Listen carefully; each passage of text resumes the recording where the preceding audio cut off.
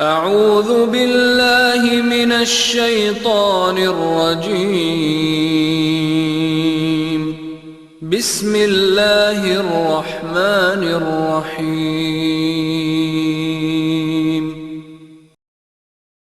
अल्लाहुम्मा आफिनी फी बदनी, अल्लाहुम्मा आफिनी फी समई, अल्लाहुम्मा आफिनी फी बसरी, ला इलाहा इल्ला अंत।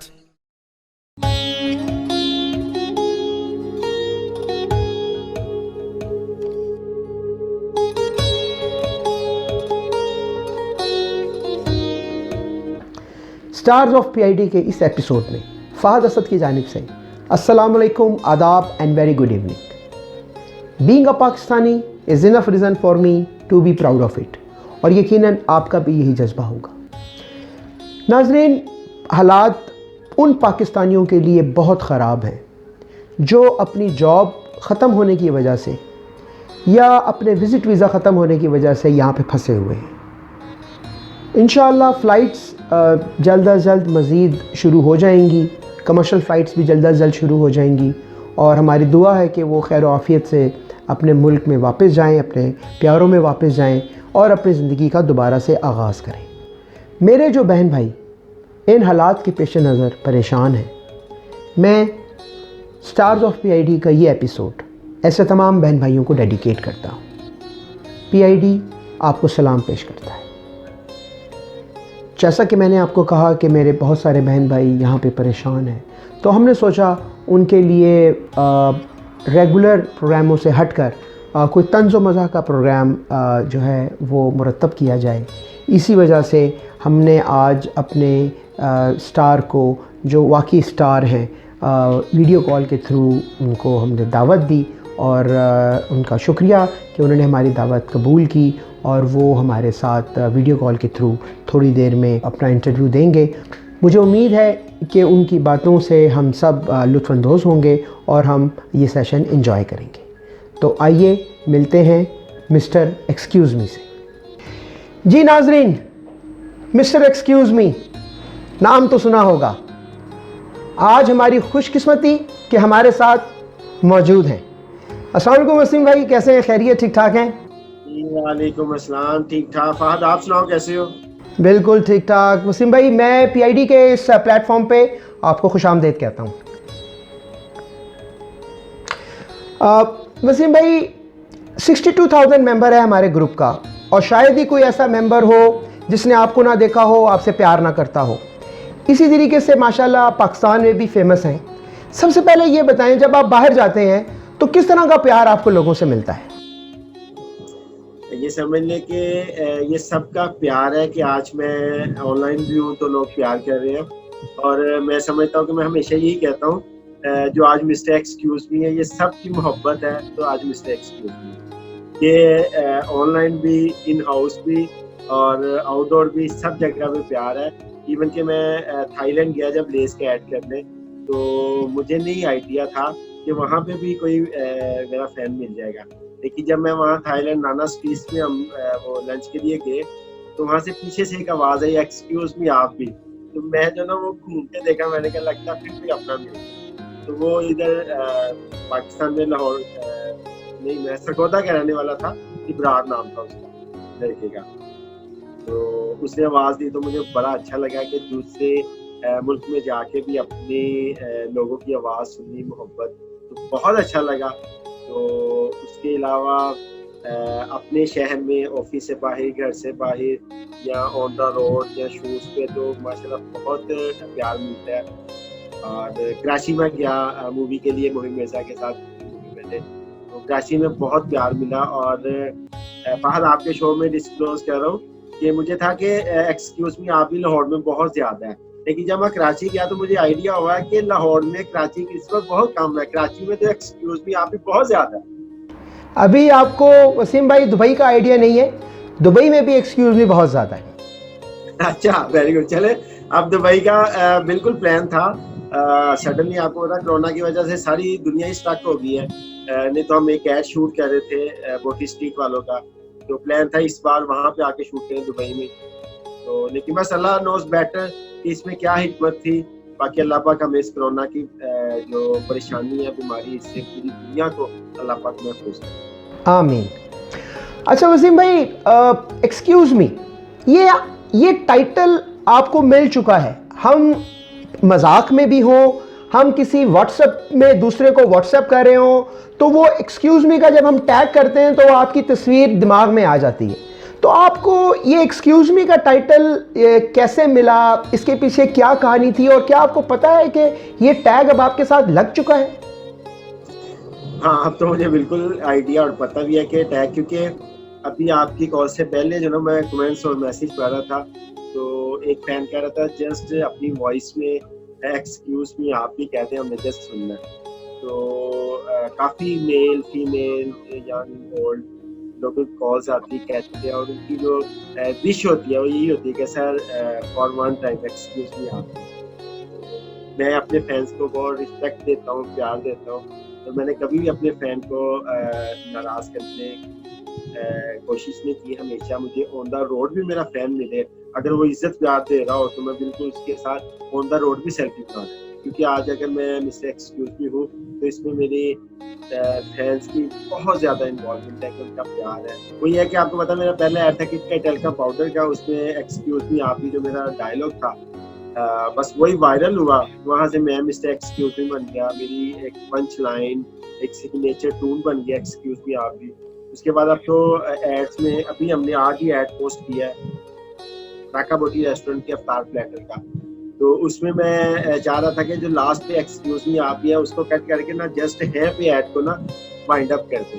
तो मेहदी साहब हमारे भाई हैं, उनकी ऑनर है शेख का, उन्होंने कहा नहीं सर आपके एक्सक्यूज मी आप ही के बिना जो ना अधूरा लगे, तो दोबारा मैंने एडिट करवाया, तो फिर हमने वो जो ना एक्सक्यूज मी क्योंकि एक्सपोज किया हुआ था, मैंने कहा चले है पे इसको वाइंड अप करवाते हैं। लेकिन उनकी चाहत थी, उन्होंने कहा हमने किया, और वो भी अभी लोग देखते हैं, लाइक कर रहे हैं, थैंक यू वेरी मच। तो समझ लें कि आप सब देखते हैं, लाइक करते हैं, प्यार करते हैं, तो आपके लिए मैं काम करता हूँ। मैं तो अपनी अक्सर शोज में कह भी चुका हूँ, कहता हूँ कि अब मैं काम करता हूँ अपने फैंस के लिए, अपने प्यार करने वाले के लिए। हेटर्स को तो मैं कुछ भी नहीं कहता, क्योंकि being a social media star अगर मैं कुछ हार्श वर्ड्स बोलूँगा तो शायद वो अच्छी बात नहीं, क्योंकि यहाँ पे मेरी फैमिली बैठे हैं, मेरे फ्रेंड्स बैठे हैं, मेरी समझ ले के बहनें, भाभियाँ, बेटियाँ, माएँ सब बैठे हैं, तो मैं उन सब की बहुत रिस्पेक्ट प्यार करता हूँ, तो इसलिए मैं तो कोई हार्श वर्ड नहीं बोल सकता। तो जो नेगेटिविटी करते हैं उनसे सिर्फ मेरा आपके शो में भी एक ही बात है, क्या मेरी प्रोडक्शन को बैड कहते हैं, नहीं अच्छी पसंद, ठीक है, मेरे लिए बहुत बड़ी बात है। कोई रोड लैंग्वेज यूज ना किया गया, क्योंकि कमेंट्स में बहुत से लोग देख रहे होते हैं, पढ़ रहे होते हैं, तो शायद किसी पे अच्छा इम्पैक्ट नहीं पड़ता। तो मैं नहीं चाहता कि इस तरह की लूज लैंग्वेज, हाँ बैड कहते अच्छा नहीं है, ऐसे नहीं आप ऐसे करते हैं, ये लुक अच्छी नहीं है, आई एक्सेप्ट, लेकिन लूज लैंग्वेज यूज ना किया करें। मैं अक्सर यही कहता हूँ, क्योंकि कमेंट्स में पता नहीं कौन कौन देख रहा होता है, पढ़ रहा होता है, मेल फीमेल बच्चे बूढ़े। वसीम भाई, लोग जब आप बाहर जाते हैं तो लोग जुगते भी मारते होंगे, डिसेंट किस्म के जुगते भी मारते होंगे, तो आप उनका जुगतों में ही जवाब भी देते हैं या हंसते हैं, मुस्कुराते हैं, क्या करते हैं? उसमें ये होता है कि ये होता है अकॉर्डिंग टू सिचुएशन, कि सम टाइम क्योंकि आपको पता है लोग प्यार करते हैं, और अक्सर मेरा जो ना वो रिप्लाई स्माइल भी हो जाता है, क्योंकि हम बिल्कुल अगेंस्ट जो ना वो बॉडी तो जुगत का रिप्लाई नहीं कर सकते ना, क्योंकि कोई किसी मूड में होता है, तो ज़्यादा रिप्लाई मेरा जो ना वो स्माइल भी होता है। लेकिन प्यार करने वाले जो अगर जोक या कुछ इस तरह करे तो वो इस तरह से करते हैं जो कि एक अच्छी और खूबसूरत सी जोक हो, उसमें कोई लेट डाउन या कोई डिवैल्यू करने वाला सीन नहीं होता, तो इसलिए मेरा ज़्यादा जो रिप्लाई वो प्यार भी होता है। वसीम भाई, हम भी आपसे चूंकि प्यार करते हैं तो मैं आपसे पूछना ये चाहूँगा कि इतना बड़ा सा मुंह जो आप अपने जिस्म पे लेकर फिरते हैं, कहीं थक तो नहीं जाते? नहीं, जब थकूंगा आपको पकड़ा दूंगा, आप परेशान ना हो। अच्छा, वैसे एक बात थी, मैं सोच रहा था, मैंने कहा आपका इंटरव्यू तो करूँगा, मगर ये मुझे समझ नहीं आ रही थी कि आप लैपटॉप की स्क्रीन पे कैसे पूरे आएंगे, तो इस मतलब आपका क्या कहना है? असल में ये कि वो जैसे कहते हैं ना कि जगह रूम्स में या घर में नहीं होती, दिल में होती है, दिल बड़ा होना चाहिए। वसीम भाई, आजकल क्या प्रोजेक्ट्स चल रहे हैं? आप किसी मूवी में भी हैं, कुछ ड्रामा कर रहे हैं, कुछ स्टेज कर रहे हैं, ज़रा बताएं सुनने वालों को। यार अभी तो हमने ऐड किया जो कि फर्स्ट रमज़ान को रिकॉर्डिंग की थी, वो पाका बोटी सैरी का। अभी हमने आज एक अफ्तारी वाला ऐड जो ना वो करवाया। उसके अलावा 1-2 एड्स और हमारे पाइपलाइन में है, और मूवी भी करके आया कराची, अभी मैंने बताया था। और दूसरा जो आप सबके लिए एक बड़ा खूबसूरत लेके आ रहा हूँ, कोरोना और ईद जो प्रोजेक्ट है मेरा, ईद की हम कर रहे हैं, तो वो बड़ा एक खूबसूरत सा उसका थीम है, बड़ा मज़े का, कि लोगों को एंटरटेन भी करेगा, और एक मैसेज भी है उसमें ना, कि हम जो ना वो बीमारी से या किसी की ऐप से नफरत करें, इंसान से नफरत नहीं करनी चाहिए। तो वो एक मैसेज होगा उसमें कि कोरोना को अवॉइड करो, आप उससे आप बचो, लेकिन इंसान से। तो ये प्रोजेक्ट आपका कोई टेलीफिल्म है, कोई सीरीज है, स्टेज शो है, क्या है ये ईद स्पेशल पे है। ईद स्पेशल, अच्छा। और इसकी रिलीज जो है वो पाकिस्तान में होगी या आप सब जगह पे करेंगे? डेफिनेटली, आपको पता है सोशल मीडिया तो होल वर्ल्ड में है, तो हम अपने प्लेटफॉर्म से ही करेंगे। यूट्यूब, इंस्टा, फेसबुक, ये सारा जो हमारा प्लेटफॉर्म है सोशल मीडिया का, वहाँ पे इंशाल्लाह करेंगे। और आपको पता सोशल मीडिया इस टाइम देखा जा रहा है ऑडियंस में, तो वहीं पे हम उसके लिए कर रहे हैं। हाँ, ये हो सकता है कि अगर हमारा किसी सैटेलाइट चैनल से भी कोई डील या कोई कॉन्ट्रैक्ट हो जाता है, तो देन होपफुली कि हम अपने यूट्यूब पे तो सोशल मीडिया पे तो हमने करना ही है। उसके साथ होता था हम सैटेलाइट पे भी उसको लेके जाएंगे। जैसा कि लॉकडाउन अभी पाकिस्तान में था, अब थोड़ा सा ईज़ हुआ है, तो जो फनकार हैं, आप लोग हैं, आप लोगों की एक्टिविटीज़ भी रुकी हुई थी, शूटिंग्स और इस तरह के मामलात आप लोगों के रुके हुए थे या वो चल रहे थे? बिल्कुल, हमने अभी लास्ट जो रिकॉर्डिंग की है उसमें सबसे पहले हमारी जो कास्टिंग आई है, हम लोगों ने वो जो एंटर हुआ उसको डिसइंफेक्ट किया, वो सैनिटाइजर से उसको शावर किया, पूरा बॉडी को, हर बंदे को इस तरह से वो पूरा हमने जो ना वो हर कैरेक्टर को डिसइंफेक्ट पूरा सैनिटाइजर से, हैंड वॉश, उसके बाद उसके कपड़ों को, उसकी पूरी बॉडी को करके उसको एंटर किया। तो इस तरह से हमने पूरी वो बड़ी केयर के साथ जो ना किया है। और अल्हम्दुलिल्लाह के पाकिस्तान में तो कोरोना जो ना वो डायरेक्टली अभी नहीं है, वो समझ ले जो बाहर से एक कुछ कैरेक्टर आए थे उनकी वजह से स्प्रेड हुआ है। तो अल्लाह पाक ने हमें तो बहुत हद तक महफूज रखा है, और अल्लाह पाक से दुआ है कि ये ईद खुशियों की आए और बिल्कुल कोरोना इस दुनिया से, पाकिस्तान समेत पूरी दुनिया से खत्म हो जाए, और अल्लाह पाक हमें माफ कर दे। तो हमने तो बड़े केयरफुल होके इसको जो ना वो किया है। और अभी एक प्रोग्राम भी नेक्स्ट वीक में मैं लेके आ रहा हूँ, इसमें हमने रोड शो टाइप लिया है, लोगों की सजेशन लेंगे कि ये लॉकडाउन जो स्मार्ट लॉकडाउन हुआ है, या आपके कारोबारी हालात कैसे रहे, मुआशरी कैसे, ईद कैसे, वो सारे लोगों की ओपिनियन भी पब्लिक के साथ शेयर करेंगे, लोगों के हालात भी, कुछ अपनी ऑब्जर्वेशंस भी। तो इंशाल्लाह कमिंग वीक में एक शो भी हम लेके आ रहे हैं, कोरोना और बेबसी उसका नाम है हमारे शो। अच्छा वसीम भाई, कभी राह चलते हुए अगर कोरोना आपके सामने आ गया तो ऐसा तो नहीं होगा कि वो आपको देख कर कहेगा एक्सक्यूज मी और साइड में हो जाएगा? कोरोना एक्चुअली उसकी समझ लें कि अभी तक तो कोई ज़ाहरी शक्ल या कुछ इस तरह का वो बॉडी तो लैंग्वेज अभी देखी नहीं। वो एक एलिमेंट या एक डिजीज और एक हवा में ही है। अब वल्लाह आलम वो है क्या, और अल्लाह पाक हमें महफूज रखे, क्योंकि जिंदा इंसान की बहुत अहमियत है।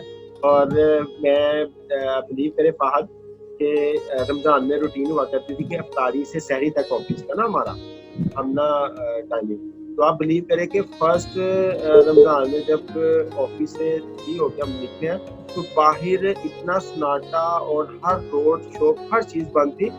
मेरे दिल को कुछ हुआ कि यार पिछले रमज़ान में जब सहरी टाइम हम जाते थे तो इतनी रौनक, इतना कि गाड़ी सम टाइम होता है कि वो पार्किंग में या निकालना या रोड पे चलाना वो बड़ी रुक के, तो यार ये क्या अजाब आ गया कि सन्नाटा हर तरफ। और मैंने अंदाज़ा लगाया कि जो लाइट है वो जिंदगी है, जो अंधेरा वो मौत है, और दुनिया की जो खुशी है रंगीनी वो इंसानों के साथ ही है। अब देखें ना, आप रोड्स पे निकले, बाहर निकले, इंसान नहीं है तो रोड्स को अच्छे अच्छे पिला दो, क्या करना, कुछ भी नहीं। तो इसलिए मैं हमेशा यही कहा करता हूँ कि जो इंसान है उसकी बहुत अहमियत है, लेकिन हम लोग हमेशा उसके मरने के बाद उसकी कदर करते हैं, हालांकि जिंदगी में उसकी कदर करनी चाहिए।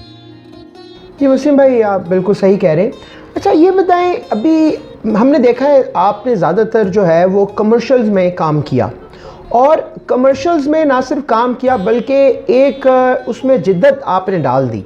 यूजुअली पाकिस्तान में कमर्शियल्स बहुत अच्छे बनते हैं, हमारे दुनिया में पाकिस्तान के कमर्शियल्स जो हैं वो देखे जाते हैं, माने जाते हैं, बचपन से देख रहे हैं। आपने उसमें और जिद्दत डाली, आपने उसमें एक फ़न का एलिमेंट डाला, तो आपको आपके शुरू से आपके माइंड में था कि मैं ज़्यादातर कमर्शियल्स को ही करूँगा, या ये बाई चांस आप इसमें आए और आपने इसमें एक जिद्दत डाली और एक नया इसको आपने शेप दी?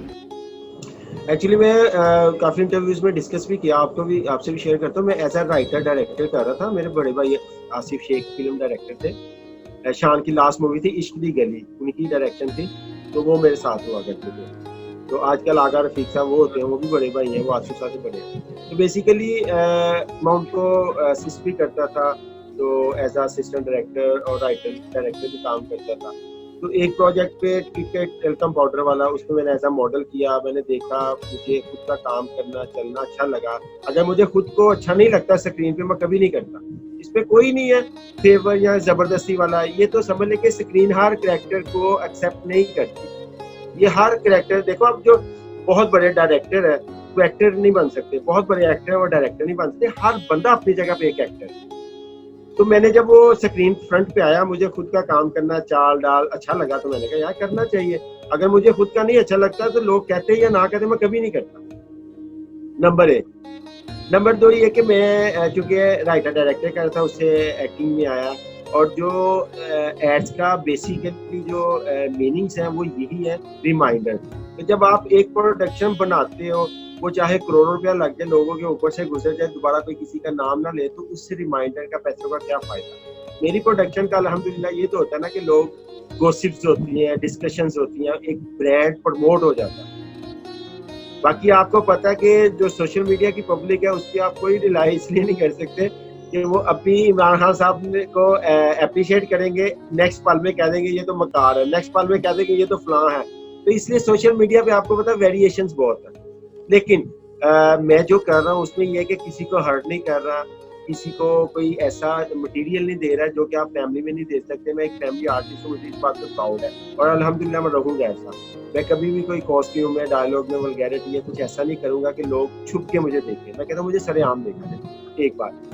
दूसरी ये कि जो मेरी एड है उसमें अब बात यह है कि एक प्रोडक्शन जो टीवी स्क्रीन है या जो आपकी एंटरटेनमेंट स्क्रीन है, उसमें अगर एंटरटेनमेंट ऐसा एलिमेंट नहीं होगा तो मैं समझता कि उस स्क्रीन का क्या फायदा देखने का। अब देख लें, आप बड़े बड़े शोज चल रहे हैं, तो उसमें उन्होंने स्टेज आर्टिस्ट सारे हायर किए हुए हैं, ठीक है। उन आर्टिस्टों को वो लेके इतने बड़े बड़े शोज कर रहे हैं और उसमें वो जोक्स और सारा कर रहे हैं। अगर फनून लतीफ़ा, फन या इस तरह की एंटरटेनमेंट का वजूद नहीं होता लोगों के जहन में या इस फील्ड में, तो वो इतने बड़े शोज पे बहुत अच्छी लोगों का तस्करा करके भी वाइंड अप कर सकते थे। लेकिन वो फन के एलिमेंट इसलिए रखा क्योंकि पब्लिक हमारी जो ना वेरिएशन और फन चाहती है। और कॉमेडी एक ऐसा जबरदस्त एलिमेंट है कि जो हर एज ग्रुप में लाइक किया जाता है। Like romantic, action, thrill, horror, उसकी एक एज है, एक सिलेक्टिव पब्लिक है। लेकिन फन एक ऐसा फनी जो ना है जो कि बच्चा, बूढ़ा, फीमेल, मेल, हर एज ग्रुप और हर सेक्स के उसको लाइक करता है, हर जेंडर लाइक करता है उसमें। अदरवाइज आप कोई भी देख लें, हर कैरेक्टर की एक एज होगी। जो फनी कैरेक्टर है या जो फनी प्रोडक्शन है उसको हर एज ग्रुप वाला लाइक करे। तो इसलिए लोग बातें करते हैं, लोगों का काम है करना, वो करते हैं नहीं। लेकिन मैं हमेशा उनकी बातों से जो कंसीव करना होता है या जो मेरी मिस्टेक्स होती हैं वो मैं ले लेता हूँ। बाकी मैं कहता हूँ ठीक है, लोग तो बातें करते हैं। अच्छा वसीम भाई, अभी आपने बताया रोमांटिक सीन्स का, तो जब आप किसी शूटिंग कर रहे होते हैं तो किसकी कोई आर्टिस्ट जब आपको ये कहती है वे सोने यहाँ, तो उसका हासा तो नहीं निकल जाता कहीं? ये ऑन द सेट हो जाता है, सम टाइम काफी कंडीशंस हो जाती है। अभी हम लास्ट कर रहे थे इसका पटाखा पोटी का शूट, तो उसमें जो लास्ट वो कहती है कि मैं पूरा रमजान आपकी तरफ रहूंगी, तो वो कहती है, तो उस हैं पे हम सब लोगों ने काफी जो ना एंजॉय किया और लाफ्टर आ गया। क्योंकि सम तक कुछ कॉमिक सिचुएशनली होती है ना कि ऑन द स्पॉट अभी मैं वो चीज कह रहा हूँ या वो फीलिंग नहीं है, तो कुछ चीजें होती है कि ऑन द स्पॉट जो ना उसका एंजॉय किया जाता है। तो वो है कहने से ना वो सब क्रू हम लोग बहुत मजा ले रहे थे। वो काफी हमें रीटेक्स भी करनी पड़ी क्योंकि सबकी हंसी निकल जाती थी। अगर मेरी निकल गई है सेकंड किया तो किसी और का, मतलब वो काफ़ी हमें जो ना रीटेक्स करना पड़ी। ज़ाहिर है जहाँ पे मिस्टर एक्सक्यूज़ मी होगा वहाँ पे तो हंसी और ठाटे ही होंगे, मज़ा और इस तरह की शुगल मेला तो हो गई। चले, मोहब्बत है सर सबकी। अब वसीम भाई, आपको पड़ोस के मुल्क से भी कभी कोई ऑफ़र आई किसी भी प्रोजेक्ट के लिए? एग्जैक्ट अभी तो अक्रॉस कंट्री जो ना वो प्रोजेक्ट फाइनल हुआ, लेकिन ये कि कमेंट्स में, शेयर्स में कुछ ऑफर्स, कुछ चीज़ें वो डिस्कशन होती रहती हैं। लेकिन अभी तक ये है कि एड्स के हवाले से मैंने किया है, इंडियन प्रोडक्ट्स का भी किया है, उसके बाद दुबई रेस्टोरेंट का किया है। तो अच्छा, हमारे जो पाकिस्तान के जो फ़नकार हैं वो आप जैसे टैलेंट जिनमें मतलब कोई बग़ैर किसी कोई प्रॉपर एकेडमी से ट्रेन हुए बग़ैर आप जैसे नेचुरल टैलेंटेड लोग मौजूद हैं, तो क्या वजह है? मतलब हमारी हमने ये देखा है कि चाहे स्टेज के अदाकार हों, चाहे फ़िल्म के अदाकार हों, चाहे टीवी ड्रामा हो, चाहे सिंगर्स हों, वर्ल्ड में जो है उनका मुकाम होता है, जैसे आप हैं और लोग हैं।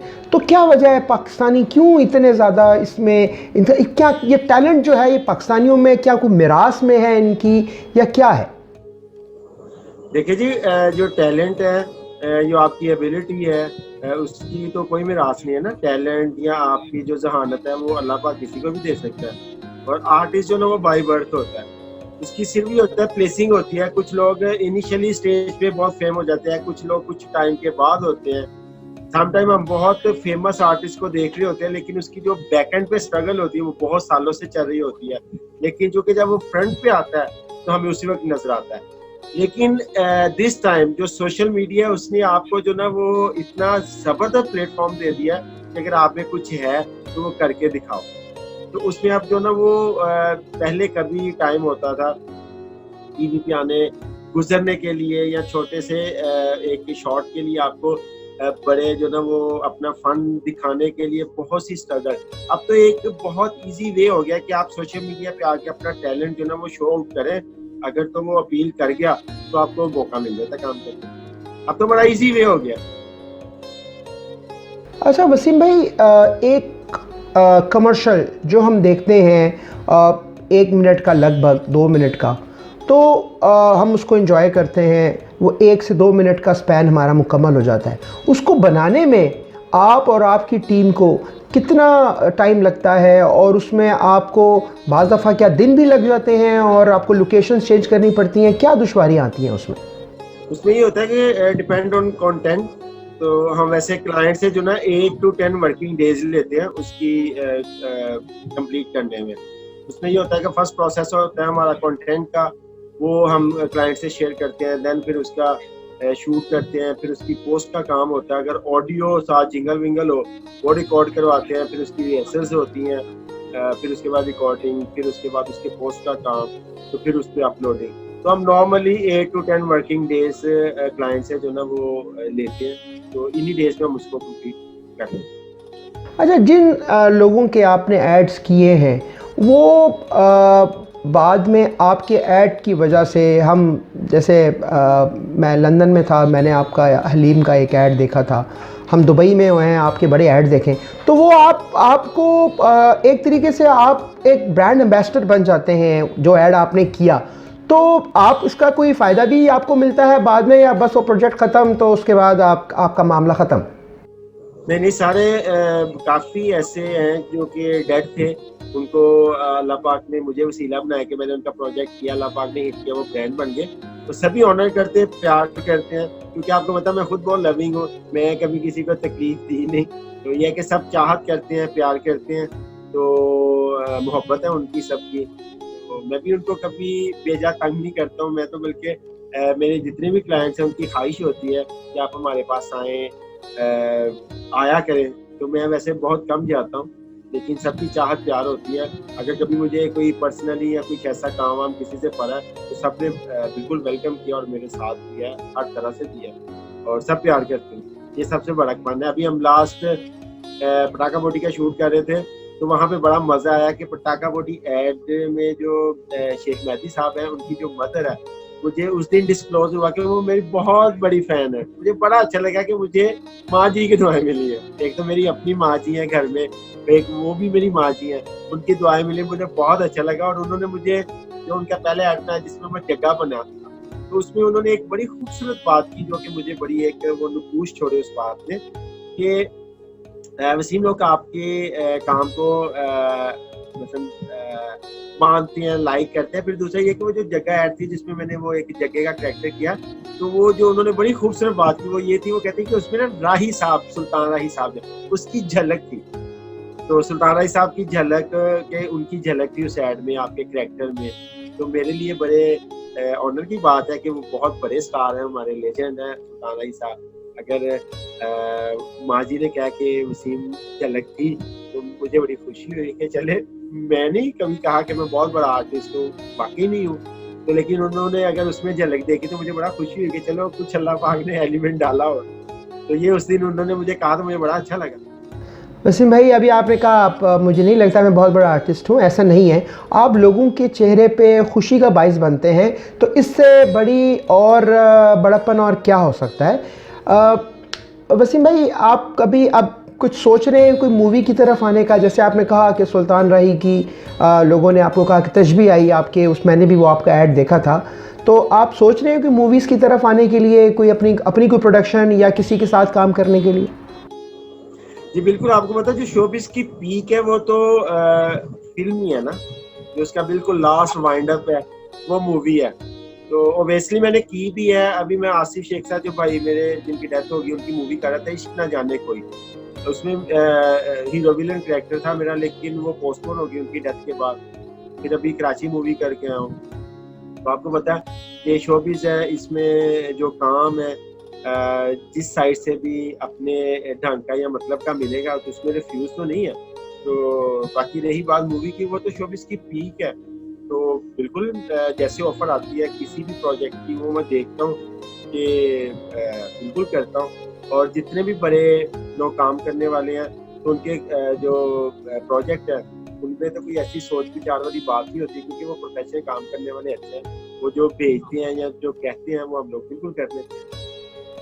अच्छा वसीम भाई, जो लड़के लड़कियां हमारा ये शो देखेंगे, अगर वो आपको आइडियल बनाकर इस फील्ड में आना चाहें और कमर्शियल अपना कैरियर स्टार्ट करना चाहें, तो क्या पाकिस्तान में ऐसे कोई एकेडमीज़ हैं जहां पे उनको पहले इसकी तालीम लेनी चाहिए, या ऐसा क्या उनको करना चाहिए, क्या स्टेप्स फॉलो करने चाहिए कि वो आपकी तरह के स्टार बन जाएं?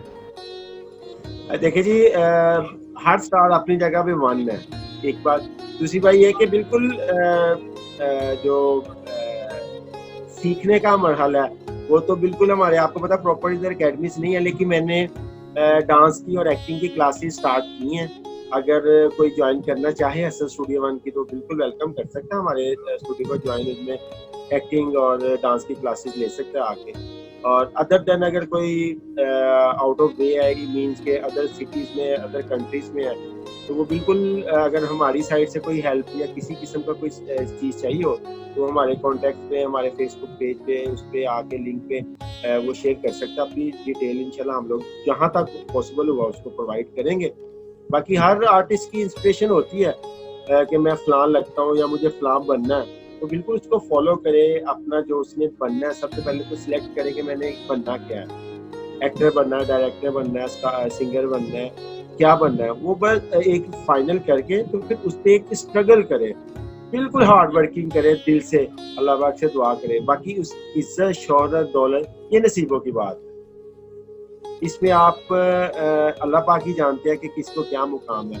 लेकिन यह है कि हार्ड वर्किंग करनी चाहिए, उससे डिनाई नहीं करे, क्योंकि मेहनत कभी आएगा नहीं जाती। वसीम भाई, आपका आइडियल कौन है? आप किसको आइडियल समझते हैं अपने इस फील्ड में, या किससे मुतासिर होकर आप इस फील्ड में आए थे? मैंने पहले भी बताया कि मैं खुद का बहुत बड़ा फैन हूँ। मैंने बताया ना कि मैं अपने आप को चाल डाल सारा काम वाम देखा तो मुझे खुद का चलना काम करना अच्छा लगा, तो इसलिए मैं खुद का बहुत बड़ा फैन हूँ। तो दूसरी रही बात इंस्पिरेशन की, तो उसमें काफ़ी लोग हैं, इवन कि मैंने अमिताभ साहब का, शाहरुख, गब्बर सिंह, मुस्तफ़ा कुरैशी साहब, वैसे काफ़ी आर्टिस्टों की वो हमने पैरोडी की। लेकिन मैं मिक्री नहीं की मैंने कि सेम वही लहजा वही टोन, मैंने किया अपने स्टाइल में है। उनका कॉस्ट्यूम ले लिया मैंने, गेटअप ले लिया, लेकिन मैंने रहा अपने ही स्टाइल से। मैंने उनको मिक्री में कॉपी नहीं किया, लेकिन उनके गेटअप को वो चीज़ इंस्पिरेशन ली जरूर, क्योंकि वो सब मेरे सीनियर हैं, मैं उनकी रिस्पेक्ट करता हूँ, बहुत करता हूँ, करता रहूँगा। तो लेकिन मेरा एक अपना स्टाइल, मैं अपने स्टाइल से काम कर रहा हूँ। आपने भी देखा होगा कि मुझे गब्बर सिंह की तरह आवाज़ निकाली, शाहरुख खान की तरह मैंने वो स्टाइल किया। तो ये है कि उनका एक गेटअप ले लिया, लेकिन मैंने किया आवाज़ हर चीज़ अपने स्टाइल में, क्योंकि मुझे मिमिक्री, देखो इसमें हर आर्टिस्ट की एक अपनी सोच होती है। मुझे मिमिक्री करना, मैं नहीं समझता कि मैं मिमिक्री आर्टिस्ट बनूं या करूं। मेरा एक अपना स्टाइल है, मैं अपने स्टाइल से कर रहा हूँ। अल्लाह पाक ने उसमें मुझे इज्जत दी है, तो मुझे क्या जरूरत है मिमिक्री करने। अच्छा वसीम भाई, अभी पाकिस्तान में बाहर की प्रोडक्शंस भी जो है वो आ रही हैं और चल रही हैं, और लोग उसको देखते भी हैं। और ड्रामा जो है इस टाइम पे पाकिस्तान का, वो इस तरह का एक मीडिया बन चुका है कि जिसने बहुत ड्रामा आर्टिस्ट ने, पाकिस्तानी ड्रामा आर्टिस्ट ने पूरी दुनिया में अपना मुकाम बनाया। काफ़ी ड्रामे इन लिस्ट हैं। तो आप सोचते हैं कि वाकई ऐसा कोई प्लेटफॉर्म होना चाहिए जहाँ पे बाकायदा आर्टिस्ट जो है वो एक स्ट्रीमलाइन होकर आएँ और फिर वो बहुत अच्छे काम हमें करके दें, अच्छी प्रोडक्शंस आएँ। आप समझते हैं कि ये एक लूप अभी भी है, ये गैप है अभी भी? हाँ बिल्कुल है, होना चाहिए, बल्कि है भी। हमारे इधर अलहमरा में क्लासेस होती हैं, लोग सिंगिंग, एक्टिंग, डांसिंग सीखते हैं। उसके अलावा जिसको जो चाहिए होता है वो उससे रिलेटेड सर्विसेज ढूंढ लेता है। फिर मैंने अभी आपको बताया कि हम लोग भी अपने जो न्यू कमर्स हैं उनको डांस और सिंगिंग और सिंगिंग कह रहा हूँ, एक्टिंग और डांस की क्लासेस प्रोवाइड कर रहे हैं। कोई ज्वाइन करना चाहे वेलकम। उसके अलावा हमारे पेज से कोई हेल्प किसी को चाहिए हो हम वो भी देंगे, हमें शेयर करें। बाकी एक बिल्कुल ओपनली एकेडमीज तो या स्कूल्स कुछ ऐसा सीन तो नहीं है इधर पाकिस्तान में, लेकिन फिर भी कहीं ना कहीं से ये इंस्पिरेशन और ये ट्रेनिंग मिल जाती है। फिर दूसरा ये कि मेरा इन फ्यूचर है प्लान कि अल्लाह पाक कुछ हालात या कुछ मामला या कुछ टाइम ऐसा बनाए तो मैं एक आर्ट स्कूल बनाऊंगा, इसमें ये न्यू कमर्स को और जो सीखना चाहेंगे उनको बिल्कुल हम ट्रेनिंग देंगे, वो सीखें, काम करें। अभी मैंने लास्ट ऐड किया फिरोजी का, उसमें एक मनाहिल बच्ची है छोटी 8-9 साल की, वो मेरे पास से उसकी डांस की रेसल करने आती रही है, उसको हमने बाकायदा उसमें काम करवाया। तो एक सौदिया से फैमिली थी, उनके 2 बच्चे थे। तो इस तरह काफ़ी लोग आते रहते हैं और ऑफ द स्क्रीन हम उनको पुशअप भी करते हैं, फिर उनको ट्रेनिंग भी देते हैं जहाँ जो ज़रूरत होती है। तो अब बाकायदा हमने ये, चूँकि लॉकडाउन की वजह से सारी चीज़ें स्टार्ट हुई हैं, हमने क्लासेस स्टार्ट की थी, लेकिन लॉकडाउन की वजह से सारा मामला डिस्टर्ब है। तो जैसे ये सारे मामला अल्लाह पाक बेहतर करते हैं तो हम प्रॉपरली जो ना वो क्लासेस का स्टार्ट करते हैं, जिसमें सीखने वालों को फ़ायदा पहुँचेगा। वसीम भाई, आखिर में इस प्लेटफॉर्म के थ्रू अपने अंदाज में अगर सुनने वालों को कोई पैगाम देना चाहें तो? मिस्टर एक्सक्यूज मी नाम तो सुना होगा आप सब सुनने वालों के लिए एक ही बात कि जिंदगी मोहब्बत के लिए बहुत कम है। लोग न जाने नफरत के लिए टाइम कहाँ से निकाले। देखिए मैंने अपने बैग में भी लिखा क्योंकि ये मेरा एक अपनी लाइन है। मैं समझता हूँ कि लाइफ से अगर मोहब्बत ख़त्म कर दी जाए ना इस दुनिया से, तो दुनिया में रौनक है। और आजकल आप देख रहे हो कि सोशल डिस्टेंसिंग की वजह से मोहब्बत कम है और दुनिया में रौनक लगी।